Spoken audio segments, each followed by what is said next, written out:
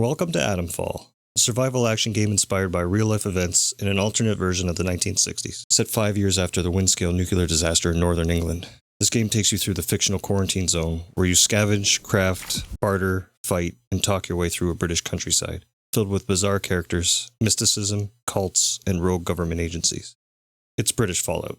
You start off in a bunker, without any idea how you got there, being awoken by a hurt, screaming man desperate to teach you how to craft a bandage for him.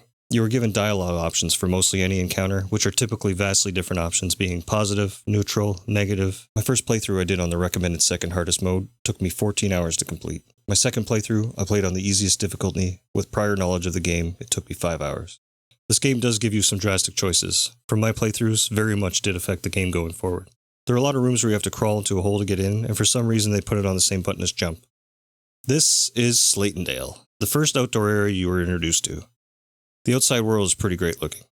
Oddly, there are many strategically placed phone booths that ring as you approach them, and you are greeted by an odd voice telling you various things like, "Oberon must die." The outdoor areas are sectioned off. Overall, there are 6 major locations in this game.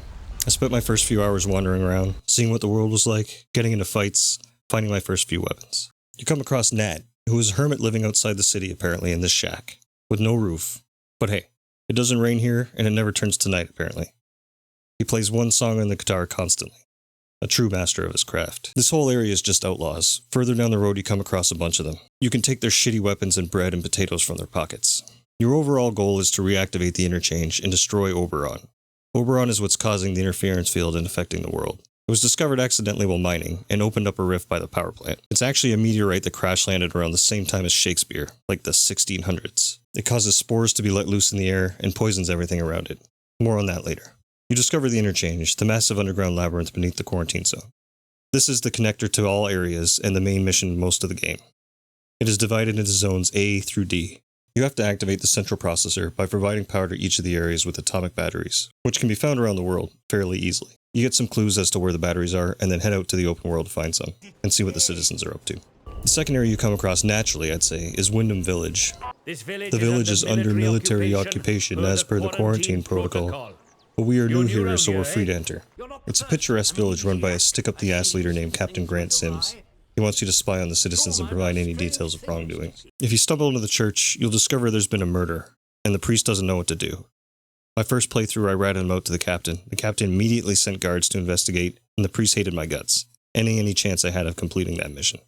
My second playthrough, I helped solve the murder and keep it a secret. For a bit. The mission takes you into a cellar, where you can find a note telling Morris to silence Maisie, the murdered citizen, as she was the vicar's spy and they found out about her. Morris wants to keep it a secret that he wants involvement in the voices of the soil, but he can't have the captain know about it. The game gives you options constantly. Like in this case, we can confront Morris directly, or bring the evidence to the captain and let him deal with it. I choose to confront Morris directly. Again, more options. You can tell him to fuck off, or you can kill him. He's a Weasley man, but I chose to tell him to get out of town. He agrees to leave. The vicar in return gives you access to a chest which contains an atomic battery. The captain tells you the baker is up to something. You investigate the baker, and it turns out her husband has been afflicted with the spores and is hearing voices from the earth now. She tells you there's a lady in Casterfell Woods that makes a potion that settles the voices. You will need this later. Wyndham Village branches off into 2 more areas. The next one I went to was Skethermoor. Skethermoor is where the prison is, and a vehicle depot with another atomic battery. My first playthrough, I killed so many guards at this point that everyone here was hostile. My second playthrough, I didn't kill any guards, so this area was a walk in the park. And it looks like a park. There's a lot of military action going on here, but without being on the most wanted list, they all leave you alone. I made my way into the vehicle storage bunker, dispatched the outlaws occupying it easily, and got the car to the room containing the battery and hightailed it out of there. I wish this game had fast travel, but I get that you could easily finish this game in 2 hours if it did exist. I ran back through Wyndham, opened the door to the interchange through the village. I added the batteries to C and D. D provides access to the robotics area, which I know from my previous playthrough is where you get the notes about the signal redirector, which is required to beat the game. C gives you access to the medical wing and a puzzle to get into the storage room. Let me tell you, my first playthrough took me about an hour to get the pattern right. This playthrough, I got it on my second try. 5, 7, 4, 2. There are a few things you gather from the world and a lot of red herrings. I'll tell you now that to play through this twice, and you do not need the metal detector or to scour every area to its fullest. You just need a signal redirector and some batteries. Once you've activated robotics, you get a message from someone within the Interchange, Joyce. Joyce is a scientist that was working on Oberon. No idea where she came from or how she got back into the Interchange, or maybe where she was hiding. We do need to figure out where Dr. Garrow is. She has a signal redirector. Joyce wants me to reactivate the communication towers around the region. There are 3 in total. Most of these major characters offer you a way out of the quarantine zone. Joyce, Dr. Garrow, Captain Sims, the voice on the phone, Mother Jago, all lead to possible endings, and all have their own set of missions to complete. We head back out into the world and to Captain Sims to report your findings, since he will give you access to the prison to talk to Dr. Garrow. I reported on the family at the bakery, but it wasn't enough to convince him. He mentioned her helicopter went down in Casterfell Woods. She leaves an audio log saying she's headed to the village from there. But before that, it's time to pay Mother Jago a visit and get the potion from the spore-ridden data store. She lives in the edge of the woods and tells you the recipe for her potion and journal were taken by the druids that live in the woods, and they're holding it in the ruins at the other edge of the map. You meet a trader named Billy. He doesn't look so good, but he's got another battery you can barter for. This whole section is ridden with enemies. Both playthroughs of this, I ran through this whole area like I was training for the Olympics. You get into the castle ruins, which are also filled with traps and enemies, and another atomic battery, and eventually make your way to the castle where the recipe and journal are being kept. I made my way back out of the castle and booked it past another ridiculous amount of enemies to safety. I made my way back to Mother Jago and gave her the journal. She gives you an item and mentions there's a cave where you can leave the offering at the foot of the figure and it will appease the gods or something. She also mentions that there is to be no violence. I decided this time to check out the speaking cave and give the offerings, just to see.